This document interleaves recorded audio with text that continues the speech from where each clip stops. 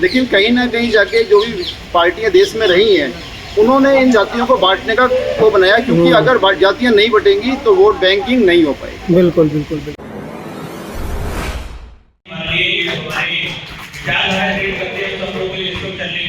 हमारा अभिनंदन देना चाहता हूँ कि वो लोग वाल्मीकि समाज की आन बान मैं कहूँ तो उसमें कोई औचित्य नहीं है कि वापस से माननीय राष्ट्रीय अध्यक्ष घूमकर इस समाज को जोड़ने का कार्य कर रहे हैं, और मैं हृदय से उनका आभार अभिनंदन करता हूँ कि वो ऐसे ही बढ़ते रहे और उनके साथ में रहे। माननीय अशोक अज्ञानी जी मैं बहुत बहुत आभार अभिनंदन करता हूँ भाई अशोक अज्ञानी जी का, मेरे बड़े भाई जो समाज के। आज राष्ट्रीय वाल्मीकि सेना के कार्यकर्ता पहुंचे ITO गांधी बीस प्रतिष्ठान, जहाँ पर अखिल भारतीय वाल्मीकि महापंचायत द्वारा एक विचार गोष्ठी का आयोजन किया गया, जिसमें सभी लोगों ने वर्गीकरण का समर्थन किया है और ये फैसला भी लिया है कि बहुजन की जो लड़ाई है हम लोग मिलकर लड़ेंगे, क्योंकि दुश्मन तैयार बैठा है। जैसे हम लोग बटेंगे तो ऐसे हम लोग कटेंगे।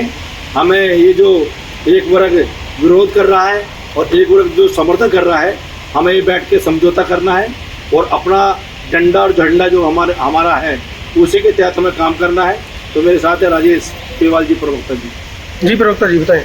साथियों, मैं राजेश पीवाल, पूर्व दिल्ली प्रवक्ता व राष्ट्रीय उपाध्यक्ष होने के नाते, जैसा कि हमें मालूम हुआ कि अखिल भारतीय वाल्मीकि महापंचायत आज होने जा रही है ITO, तो साथियों हमने यहाँ देखा और समझा, जैसा कि हमें मालूम हुआ कि केंद्र सरकार ने जो बकरीकरण का जो समर्थन था वो हमें मिला, और उसमें जिस तरीके से केंद्र सरकार ने आवाज़ उठाई है उस तरीके से हम चाहते हैं कि हमारी आवाज़ बुलंद हो और हम पूरे राज्य में इस चीज़ की चर्चा होनी चाहिए और पूरे सभी राज्यों में इसका समर्थन होना चाहिए।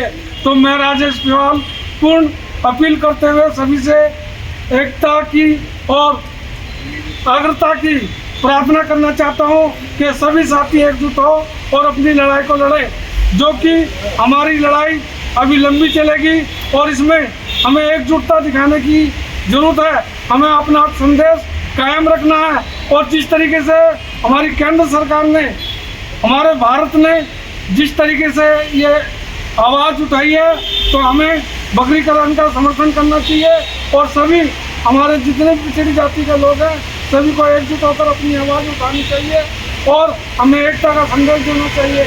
जहाँ तक भी हमारी आवाज़ जा रही है तो मैं सभी से पूर्ण प्रार्थना करता हूँ कि सभी राज्यों में ये आदेश पारित होना चाहिए। मैं राजेश पीवाल, पूर्व दिल्ली प्रवक्ता, सभी से अपील करता हूँ। जय हिंद, जय भारत, जय वाल्मीकि, जय भीम। बड़ी सभा हुई है, वाल्मीकि महापंचायत लगी है, क्या इस पर आपका कहना है, क्या इस पर विचार? परिचय के साथ। मेरा नाम पूरनदेव सारसर है, मैं अखिल भारतीय वाल्मीकि महापंचायत में राष्ट्रीय सचिव हूँ और वैसे मैं भारतीय जनता पार्टी में दिल्ली प्रदेश कार्यकारिणी सदस्य भी। और आज की जो विचार गोष्ठी थी इसका हमारा एक ही वो है कि समाज को एकत्रित करके जो आरक्षण सुप्रीम कोर्ट, माननीय सुप्रीम कोर्ट के माध्यम से हमें दिया गया है उसका लाभ सभी के पास पहुँचे। इसी विषय में आज हम लोगों ने सभी को, समाज को जोड़ने का प्रयास किया है।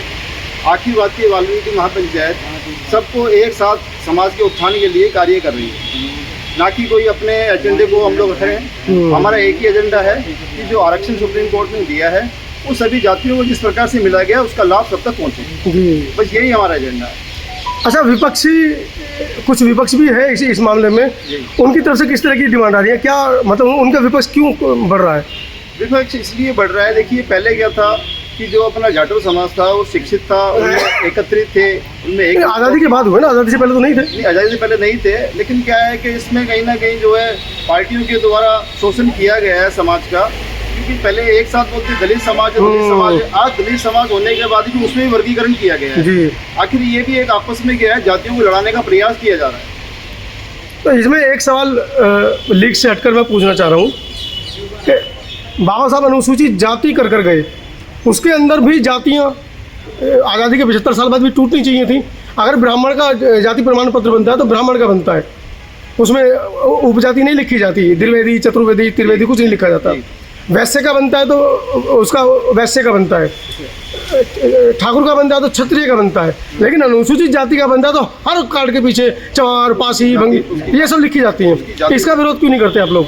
इसका विरोध इसलिए नहीं करते हैं क्योंकि हर व्यक्ति को अपना एक स्पेशल कोटा लेने का वो पड़ा हुआ है। हर आदमी चाहता है आरक्षण मिल रहा है तो मुझे अगर मैं नहीं तो अनुसूचित जाति का तो 15.5% है ना, वो तो सभी को मिलेगा। अगर जाति नहीं होती, जो उपजाति ना लिखी जाए तो हम रोटी बेटी का भी रिश्ता कराते। अब क्या कि जब जाति प्रमाण पर देख देते हैं तुरंत, अरे ये तो पासी है, ये तो पासवान है, तो ये आज जो आरक्षण के मुद्दे को लेके जो विवाद आज देश में फैला है जी। तेजी से, इसका एक महत्व कारण ये भी है कि आज हमारा जाटव समाज ये कहता है कि भाई हम लोगों का जो वर्गीकरण क्यों किया जा रहा है, क्योंकि कारण क्या है, आज वाल्मीकि समाज भी शिक्षित है, उनमें भी शिक्षा का जोश है और शिक्षित भी हैं, तो उनको भी उनके मध्य वर्ग के अनुसार में उनकी जो सीटें उनको मिलनी चाहिए। अब रही बात डॉक्टर भीमराव अम्बेडकर जी की, उन्होंने तो ये जातियां नहीं बनाई थी, उन्होंने तो केवल दलित समाज के नाम पे सबको एक कहा था कि भी आप लोग इकट्ठित रहो, एकजुट रहो। लेकिन कहीं ना कहीं जाके जो भी पार्टियां देश में रही हैं, उन्होंने इन जातियों को बांटने का को बनाया, क्योंकि अगर जातियां नहीं बटेंगी तो वोट बैंकिंग नहीं हो पाएगी। बिल्कुल बिल्कुल।